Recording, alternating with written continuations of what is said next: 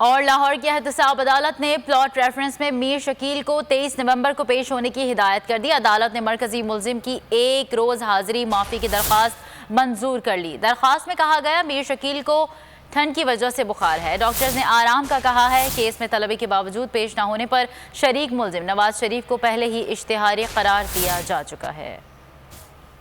میر شکیل کو ٹھنڈ لگ گئی، احتساب عدالت میں حاضری معافی کی درخواست منظور۔ عدالت نے پلاٹ ریفرنس کیس میں 23 نومبر کو طلب کر لیا۔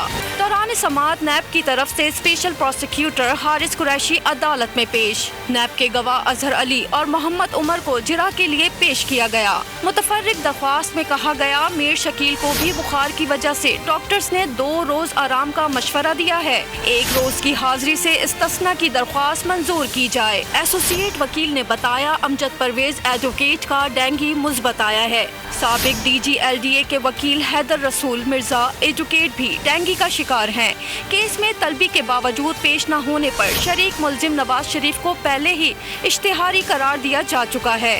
نیب ریفرنس میں میر شکیل، سابق D G L D A Humayun Faiz Rasool اور بشیر احمد کو گنہگار قرار دیا گیا ہے۔ سبسکرائب کریں اور بیل دبائیں تاکہ کوئی خبر رہ نہ جائے۔